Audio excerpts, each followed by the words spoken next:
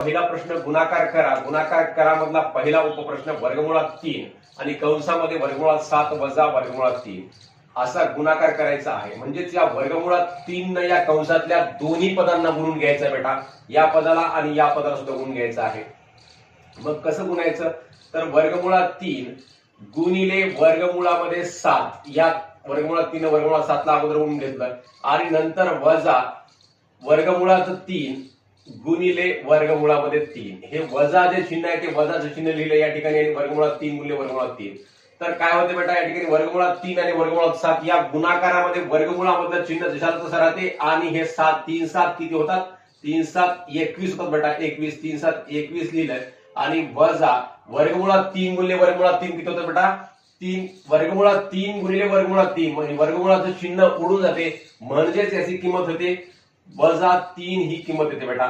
वर्गमुळात 21 वजा 3 असा आपण लिहू शकतो किंवा यालाच वजा 3 वर्गमुळामध्ये 21 असं सुद्धा वजा 3 अधिक वर्गमुळामध्ये 21 असं सुद्धा आपल्याला लिहिता येते.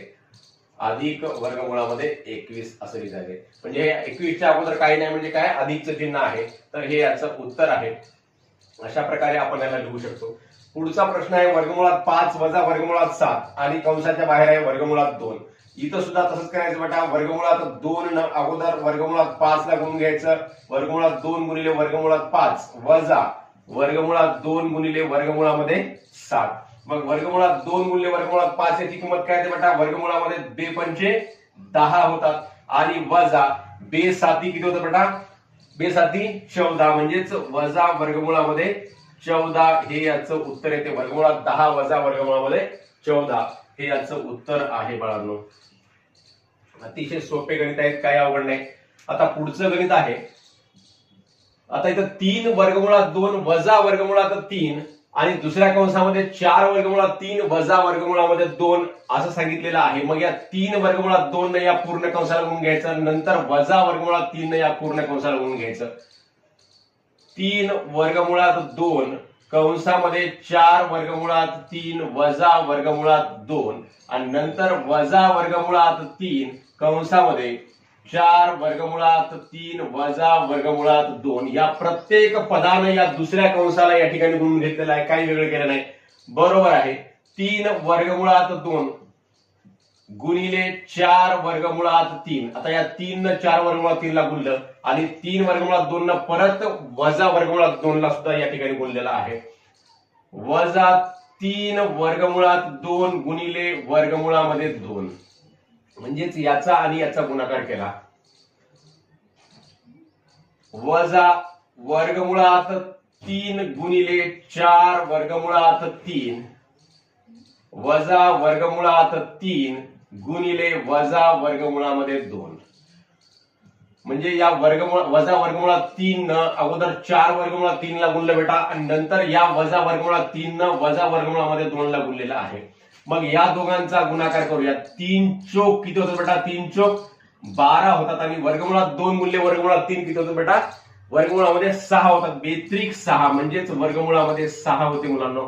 मग इथं वजा 3 वर्गमुळात 2 आणि वर्गमुळात 2 वजा 3 ला 3 आणि वर्गमुळात 2 आणि वर्गमुळात 2 चा गुणाकार काय होतो 2 होतो. म्हणजेच वजा 3 गुणिले 2 वजा आता या ठिकाणी वर्गमुळात 3 आणि 4 वर्गमुळात 3 म्हणजेच वजा 4 गुणिले वर्गमुळात 3 आणि वर्गमुळात 3 चा गुणाकार काय होतो तर 3 होतं बेटा. 4 गुणिले 3. आता इथं काय होते वजा वर्गमुळात 3 आणि वजा वर्गमुळात 2 हे दोन्ही वजा आहेत. मग दोन्ही ऋण ऋणचा गुणाकार काय होतो धन होतो. म्हणजेच ऋण वर्गमुळात 3 आणि ऋण वर्गमुळात 2 याचा गुणाकार 3 दोन्ही 6 अधिक वर्गमुळामध्ये 6 हे याचं उत्तर येते बेटा. मग आता बघा 12 वर्गमुळात 6 जशाला तसं लिहिलं आणि वजा 3 दोन्ही किती 6 आणि वजा 4 दोन्ही 4 त्रिक किती 12 अधिक वर्गमुळामध्ये 6. तर आता काय करायचं बेटा हे वजा 6 वजा 12 ह्या दोन कशा आहेत पूर्णांक संख्या आहेत. यांना अगोदर घेऊयात. वजा 6 आणि वजा 12 यांची बेरीज काय होते समान चिन्ह आहेत आणि यांची काय होते समान चिन्ह असल्यामुळे यांची बेरीज होते आणि बेरजेच्या अगोदर जे त्यांचं समान चिन्ह आहे ते चिन्ह लिहावं लागते. म्हणजेच वजा 6 वजा 12 तर वजा 18 होते बाळांनो आणि हे 12 वर्गमुळामध्ये 6 आणि हे वर्गमुळात 6 फक्त आहे. म्हणजेच हे किती वर्गमुळात 6 आहे? 1 वर्गमुळात 6 आहे मुलांनो. म्हणजेच 12 वर्गमुळात 6 आणि 1 वर्गमुळात 6, तर एकूण किती झाले? अधिक 13 वर्गमुळामध्ये 6 हे उत्तर आहे मित्रांनो. समजून घ्यावं. अतिशय सोपं उदाहरण आहे, काही नाही, फक्त इथं या पायरीला बरोबर सोडून घ्यायचं. 3 वर्गमुळात 2 न या प्रत्येक पदाला गुणला आणि वजा वर्गमुळात 3 न या दुसऱ्या पदाला गुणलेला आहे. हे गुणाकार व्यवस्थित करायचा आणि गुणाकार व्यवस्थित करून नंतर त्यांची बेरीज वजाबाकी गुणाकार जे काही आहे ते व्यवस्थित करायचा. इथं बेरीज करताना समजा हे चल असल्यासारखं आहे, 12x आहे आणि हे 1x आहे. म्हणजेच 12x आणि 1x किती होतात? 13x होतात. तसं या ठिकाणी केलेलं आहे. आणि या पूर्णांक संख्या -6 - 12 हे -18 केलं आहे. अशा प्रकारे आपण याचा अपरिमेय संख्यांचा गुणाकार कसा करायचा हा भाग आपण या ठिकाणी शिकलेला आहे बेटा. लगेच आपण पुढचा प्रश्न बघूया.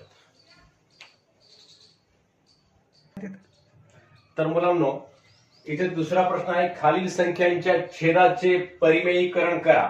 आता हा जो छेद आहे वर्गमुळात 7 अधिक वर्गमुळात 2, या संख्येमध्ये छेद आहे 2 वर्गमुळामध्ये 5 वजा 3 वर्गमुळात 2. या संख्येचा जो छेद आहे या छेदाची अगोदर आपल्याला अनुबद्ध जोडी घ्यावी लागते आणि अनुबद्ध जोडी अतिशय सोपी असते. काय? फक्त दुसऱ्या पदाचं काय करायचं? चिन्ह बदलायचं. ही काय आहे? द्विपद करणी आहे बेटा. द्विपद करणी म्हणजे याच्यामध्ये 2 पद आहेत आणि 2 पदांचे कसे आहेत? ते कर्णीमध्ये पद आहेत. म्हणजेच द्विपद करणीची अनुबद्ध जोडी काढायची. सोपा भाग आहे. वर्गमुळात 7 अधिक वर्गमुळात 2 ची अनुबद्ध जोडी. ही अनुबद्ध जोडी खूप सोपी असते. फक्त दुसऱ्या पदाचं काय करायचं? चिन्ह बदलून टाकायचं. वर्गमुळात 7 वजा वर्गमुळात 2 आहे. ही अनुबद्ध जोडी आहे. मग आता काय करायचं? या अनुबद्ध जोडीनं या संख्येला गुणून घ्यायचं. गुणून घेतल्यानंतर कसं होते? म्हणजे अंशाला गुणायचं आणि छेदाला गुणायचं. म्हणून 1 वर्गमुळामध्ये 7 अधिक वर्गमुळामध्ये 2 बरोबर आहे 1 वर्गमुळामध्ये 7 अधिक वर्गमुळात 2 गुणिले वर्गमुळात 7 वजा वर्गमुळात 2 छेद वर्गमुळामध्ये 7 वजा वर्गमुळामध्ये 2. म्हणजे ह्या अनुबद्ध जोडीनं या अंशालाही गुणलं आणि छेदालाही गुणलं बेटा. या पूर्ण संख्येला गुणल्यानंतर म्हणजेच अनुबद्ध जोडीनं पहिल्या परिमेय द्विपद करणीला गुणल्यानंतर या दोघांचा गुणाकार परिमेय संख्या येतो. हे आपणास माहिती आहे. आपणास या सराव संचामध्ये या पूर्ण माहितीमध्ये सांगितलेलं आहे. तर आता काय होतं बेटा? बरोबर आहे 1 गुणिले वर्गमुळात 7 वजा वर्गमुळात 2 म्हणजे 1 न याला गुणलं तर काही फरक पडते का? काही फरक पडत नाही. असंच राहते. वर्गमुळात 7 वजा वर्गमुळामध्ये 2 छेदामध्ये. आता हे a अधिक b आणि a वजा b आहे. a अधिक b a वजा b अशा प्रकारे जेव्हा असते तेव्हा ते कशाचं विस्तारित रूप असते? तर a वर्ग वजा b वर्गाचं विस्तारित रूप असते. म्हणजे याला आपण a वर्ग वजा b वर्गाच्या विस्तारित या रूपामध्ये आपण लिहू शकतो. म्हणजेच वर्गमुळात 7 चा वर्ग वजा वर्गमुळामध्ये 2 चा वर्ग या रूपामध्ये आपण या संख्येला या रूपामध्ये लिहू शकतो बेटा. म्हणजेच याचा अर्थ काय होतो? बरोबर आहे वर्गमुळामध्ये 7 वजा वर्गमुळामध्ये 2 छेद वर्गमुळात 7 चा वर्ग होतो 7 आणि वर्गमुळात 2 चा वर्ग होतो 2 होतो बेटा. बरोबर आहे. बरोबर आहे वर्गमुळात 7 वजा वर्गमुळात 2 आणि छेदामध्ये 7 वजा 2 किती होतं बेटा? 5. हे याचं उत्तर आलेलं आहे.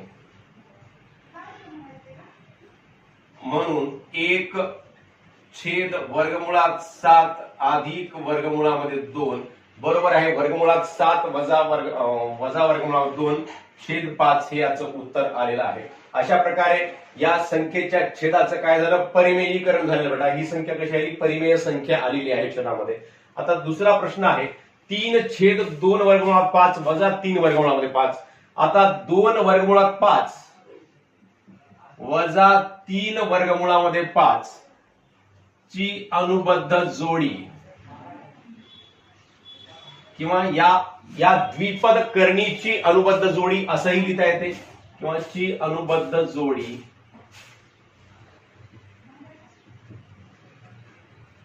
काय आहे? अनुबद्ध जोडी 2 वर्गमुळामध्ये 5 अधिक 3 वर्गमुळामध्ये 2 आहे. ही अनुबद्ध जोडी आहे. मग या अनुबद्ध जोडीनं काय करायचं, या पूर्ण संख्येला गुणून घ्यायचं, म्हणजे अंशालाही गुणायचं आणि छेदालाही गुणायचं. म्हणून 3/2 वर्गमुळामध्ये 5 वजा 3 वर्गमुळामध्ये 2 बरोबर आहे 3/2 वर्गमुळामध्ये 5 वजा 3 वर्गमुळात 2 गुणिले, आता याची अनुबद्ध जोडी 2 वर्गमुळात 5 अधिक 3 वर्गमुळामध्ये 2, याच्यानं गुणून घ्यायचं 2 वर्गमुळामध्ये 5 अधिक 3 वर्गमुळामध्ये 2 आणि छेदामध्ये सुद्धा तेच 2 वर्गमुळामध्ये 5 अधिक 3 वर्गमुळामध्ये 2. तर याचं उत्तर काय आहे बेटा, आता 3चा आणि याचा गुणाकार करायचा, म्हणजेच काय होते 3 ने या पूर्ण कंसाला गुणायचं, या दोन्ही पदांना गुणलं पाहिजे. 3 न फक्त या एका पदाला गुणलं जमणार नाही, तर हे दोन पद कशामध्ये घ्यावे लागतील, कंसामध्ये घ्यावे लागतील. म्हणजेच याला असं लिहावं लागते 3 कंसामध्ये 2 वर्गमुळामध्ये 5 अधिक 3 वर्गमुळामध्ये 2 आणि छेदस्थानी आता हे ए वजा बी आहे आणि हे ए अधिक बी आहे, म्हणजेच ए वजा बी ए अधिक बी याचं कशाचं विस्तारित रूप आहे, हे ए वर्ग वजा बी वर्ग याचं विस्तारित रूप आहे. म्हणजेच ए वर्ग म्हणजे काय बेटा, 2 वर्गमुळामध्ये 5 हे झाला ए वर्ग, याचा वर्ग करायचा 2 वर्गमुळात 5 चा वर्ग वजा बी वर्ग म्हणजेच 3 वर्गमुळामध्ये 2 चा वर्ग बरोबर आहे 3 दोन्ही 6 वर्गमुळामध्ये 5 अधिक 3 त्रिक 9 वर्गमुळामध्ये 2 छेद 2 चा वर्ग काय होतो बेटा, 2 चा वर्ग होतो 4 आणि वर्गमुळात 5 चा वर्ग काय होतो, वर्गमुळात 5 गुणिले वर्गमुळात 5 चं उत्तर काय येते बाळांनो, 5 येते. म्हणजेच 4 गुणिले 5 वजा 3 चा वर्ग काय होतो बेटा, 3 चा वर्ग 9 होतो आणि वर्गमुळात 2 गुणिले वर्गमुळात 2 काय होते बेटा, 2 होते. म्हणजेच हे कसं झालं या ठिकाणी 6 वर्गमुळात 5 अधिक 9 वर्गमुळामध्ये 2 छेद 4 पंचे किती बेटा 20 वजा 9 दोन्ही 18 झालेला आहे. म्हणजेच 6 वर्गमुळामध्ये 5 अधिक 9 वर्गमुळामध्ये 2 हे जशाला तसं लिहिलं 6 वर्गमुळात 5 अधिक 9 वर्गमुळामध्ये 2 छेद 20 वजा 18 किती बेटा 2. अशा प्रकारे हे उत्तर आलेलं आहे. किंवा मग आपण यालाच 3 कंसामध्ये 2 वर्गमुळामध्ये 5 अधिक 3 वर्गमुळामध्ये 2 असंच आपण लिहू शकतो. इथं ह्याच आपण इथं विस्तारित रूप आपण केलेलं आहे, याला गुणून असंही लिहिलं तर चालते आणि 3 कंसामध्ये 2 वर्गमुळामध्ये 5 अधिक 3 वर्गमुळामध्ये 5 असं लिहिलं तरी चालते. आणि छेदस्थानी छेदाचं काय झालं या ठिकाणी परिमेयीकरण झालेलं आहे. अशा प्रकारे आपण हे 2 उदाहरणं बघितले. लगेच आपण पुढचे 2 उदाहरणं बघूया. तर बेटा या दुसऱ्या प्रश्नामधला तिसरा प्रश्न या ठिकाणी 4/7 अधिक 4 वर्गमुळामध्ये 3 या संख्येचं आपल्याला परिमेयीकरण करायचं आहे. या संख्येच्या छेदाचं परिमेयीकरण करायचं आहे. मग आता आपल्याला कसं करता येईल, 7 अधिक 4 वर्गमुळामध्ये 3 ची अनुबद्ध जोडी. अनुबद्ध जोडी लिहायच्या अगोदर छेदाची अनुबद्ध जोडी आणि त्याच्यामध्ये काही करायचं नाही, दुसऱ्या पदाचं फक्त चिन्ह बदलायचं. तर काय आहे अनुबद्ध जोडी 7 वजा 4 वर्गमुळामध्ये 3 आहे. मग ही अनुबद्ध जोडी झाली. मग या अनुबद्ध जोडीने या पूर्ण संख्येला म्हणजेच अंशाला आणि छेदाला गुणून घ्यायचं आहे, जसं आपण करत आहोत तसंच. मग आता म्हणून 4/7 अधिक 4 वर्गमुळामध्ये 3 बरोबर आहे 4/7 अधिक 4 वर्गमुळामध्ये 3 गुणिले 7 वजा 4 वर्गमुळामध्ये 3 छेद 7 वजा 4 वर्गमुळामध्ये 3. मग आता यांचा गुणाकार काय होते बेटा बघा बरं, 4 गुणिले 7 काय होते, आता या पूर्ण 4 न या पूर्ण कंसाला गुणायचं आहे मुलांनो, समजून घ्या. म्हणजेच याला कसं करावं होते, 4 गुणिले 7 वजा 4 वर्गमुळामध्ये 3 छेद, आता इथं ए अधिक बी आहे आणि ए वजा बी आहे, म्हणजेच पहिला पद अधिक दुसरं पद आणि पहिलं पद वजा दुसरं पद आहे. मग असं जेव्हा असते तेव्हा याचा कशाचं रूप आहे, हे ए वर्ग वजा बी वर्गाचं रूप आहे. म्हणजेच पहिल्या पदाचा वर्ग म्हणजे 7 चा वर्ग वजा 4 वर्गमुळामध्ये 3 चा वर्ग, हे असं रूप येते. मग आता काय होते बेटा बघा बरं, 4 गुणिले 7 किती होतात, 7 चोक 28 होतात, वजा 4 चोक 16, 16 वर्गमुळामध्ये 3 छेद, आता 7चा वर्ग किती होतो बेटा 49 होतो 7चा वर्ग, वजा 4चा वर्ग किती होतो 16 होतो, आणि वर्गमुळात 3चा वर्ग किती होतो 3 होतो, म्हणजेच 16 गुणिले 3 बरोबर आहे 28 वजा 16 वर्गमुळामध्ये 3, याच्यामध्ये काही फरक पडत नाही. आणि 49 वजा काय होते बेटा 49 वजा 16 32 16 त्रिक 48, 49 वजा 16 अगोदर होत नाही, तर 16 गुणिले 3 हा गुणाकार अगोदर होतो आपल्यास माहित आहे. मग 49 वजा 16 त्रिक 48 होते बेटा, म्हणजेच 28 वजा 16 वर्गमुळामध्ये 3 हे याचं उत्तर येते. छेदामध्ये काय येते 49 वजा 48 किती होतं बेटा 1 राहते. मग छेदामध्ये 1 राहिला म्हणजे हा छेद लिहिण्याची आवश्यकता आहे का, तर नाही, छेदामधला 1 लिहिण्याची आवश्यकता नसते, म्हणजेच 28 वजा 16 वर्गमुळामध्ये 3 हे याचं उत्तर आहे. तर पुढचा प्रश्न आहे वर्गमुळात 5 वजा वर्गमुळात 3 छेद वर्गमुळात 5 अधिक वर्गमुळात 3. मग वर्गमुळात 5 अधिक वर्गमुळात 3 ची अनुबद्ध जोडी, छेदाची अनुबद्ध जोडी लिहायची आणि त्या अनुबद्ध जोडीने पूर्ण संख्येला गुणाकार करायचा. वर्गमुळात 5 वजा वर्गमुळात 3 आहे, ही अनुबद्ध जोडी आहे. म्हणून वर्गमुळात 5 वजा वर्गमुळात 3 छेद वर्गमुळात 5 अधिक वर्गमुळात 3 बरोबर आहे वर्गमुळात 5 वजा वर्गमुळात 3 छेद वर्गमुळात 5 अधिक वर्गमुळामध्ये 3 गुणिले वर्गमुळात 5 वजा वर्गमुळात 3 छेद वर्गमुळात 5 वजा वर्गमुळामध्ये 3. तर बेटा पुन्हा तेच वर्गमुळात 5 आणि या ठिकाणी वर्गमुळात 5 वजा वर्गमुळात 3 या संख्येनं आपण या पूर्ण पदाला गुणत आहोत, म्हणजेच a वजा b आणि a वजा b, म्हणजेच a वजा b चा वर्ग होते, म्हणजेच काय होते वर्गमुळात 5 वजा वर्गमुळात 3 चा काय होतो या ठिकाणी वर्ग होतो बेटा. म्हणजेच वर्गमुळात 5 वजा वर्गमुळात 3 यांचा गुणाकार 2 वेळेस आहे, म्हणजेच वर्गमुळात 5 वजा वर्गमुळात 3 यांचा काय होतो या ठिकाणी वर्ग होतो. म्हणजेच आता आणि खाली छेदामध्ये काय होतो a अधिक b a वजा b, म्हणजेच काय होते हे a वर्ग वजा b वर्ग, म्हणजेच वर्गमुळात 5 चा वर्ग वजा वर्गमुळात 3 चा वर्ग, असा याचा आपल्याला रूप करता येते. मग वर्गमुळात 5 वजा वर्गमुळात 3 म्हणजेच a वजा b कंसाचा वर्ग, याचा विस्तार काय होत असतो मुलांनो a वर्ग वजा 2ab अधिक b वर्ग, म्हणजेच a वर्ग काय होतो या ठिकाणी वर्गमुळात 5 चा वर्ग होतो 5 वजा 2ab 2 गुणिले a गुणिले b, म्हणजेच 2 वर्गमुळामध्ये 5 गुणिले 3 5 3 किती होतात बेटा 15 होतात, वजा 2 वर्गमुळामध्ये 15 अधिक b वर्ग किती होतो माझा या ठिकाणी अधिक b वर्ग होतो वर्गमुळात 3 चा वर्ग, वर्गमुळात 3 चा वर्ग होतो 3 होतो,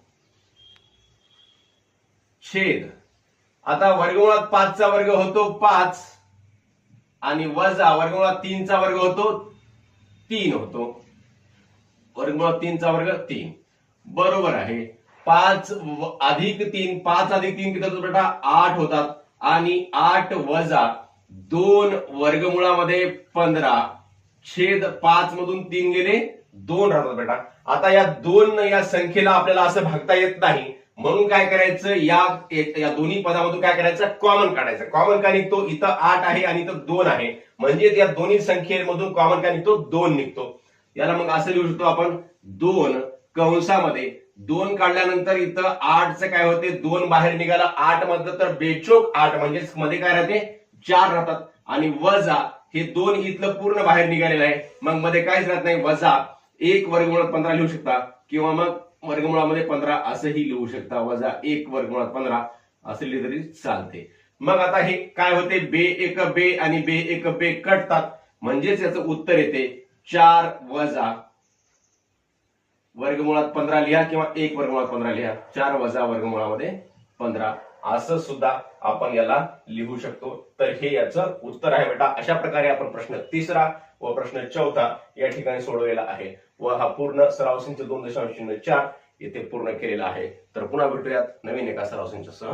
धन्यवाद.